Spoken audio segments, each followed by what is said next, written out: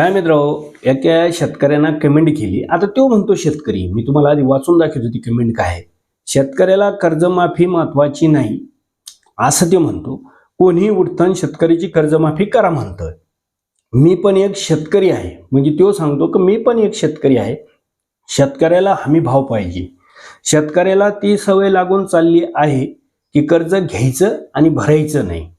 दुसरं की कर्जमाफीचा जर विषय समोर येत नसेल तर लोक कर्ज वेळेवर भरतात.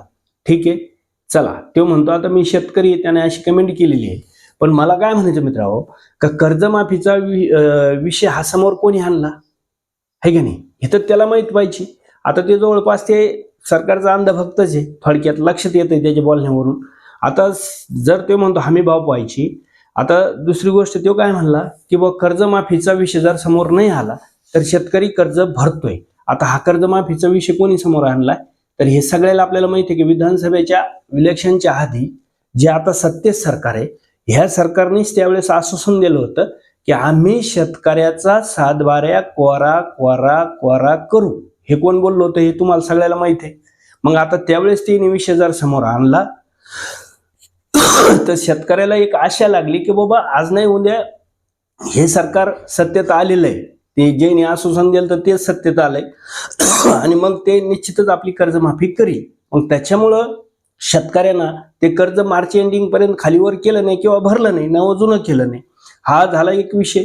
दुसरा विषय तो काय म्हणतो की बाबा शेतकऱ्याला कर्जमाफीची गरज नाही, हमी भावाची गरज आहे. अरे बाबड्या, आम्ही इतक्या दिवसाचं तू काय झोपेतून उठला आहे का? तू म्हणतो मी शेतकरी आहे, मग तुला माहित नाही शेतकरी काय बोलत ते का? बाबा शेतकरीचं म्हणणं आहे की स्वामीनाथन आयोग लागू करा, आम्हाला कर्जमाफीची गरज नाही.